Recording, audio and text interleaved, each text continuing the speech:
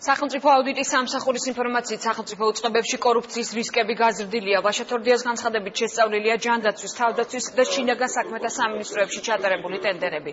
ქვეყნის მთავარი აუდიტორი 2013 წლის მონაცემებზე ვერ საუბრობს, რადგან მისი განცხადებით უწყება ჯერ გასულ წლებში შეგროვებულ ინფორმაციას ამუშავებს. 2013 წლის შესწავლა კი მისი თქმით წლის ბოლოდან დაიწყება.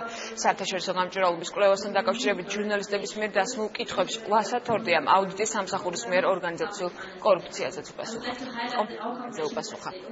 ჩვენ ყოველთვის აღვნიშნავთ ჩვენ დასკვნებში თუ რა ტიპის შესაძლებლობები განხორციელდა, რა ფორმით განხორციელდა, იყო თუ არა დაცული საკანონმდებლო ნორმები და ამის შემდგომ ვაკეთებ ჩვენ დასკვნებს. შესაბამისად ჩვენ ამ ეტაპზე შევავადმოწმოთ 2011-2010-2012 წლებს, რაც შეეხება წლის დასასრულს ჩვენ დავიწყებთ უკვე 2013 წლის შემოწმებას და რა თქმა უნდა აღნიშნული დასკვნები წარდგენება საქართველოს პარლამენტში და თუ იქნება შიგნით ის ხარვეზები, რომელზედაც იყო საუბარი, საერთაშორისო გამჭვირვალობა საქართველოს ანგარიში, რა თქმა უნდა, ჩვენ აუდიტის დასკვნებში ეს ძალიან სკრუპულოზურად იქნება განხილული.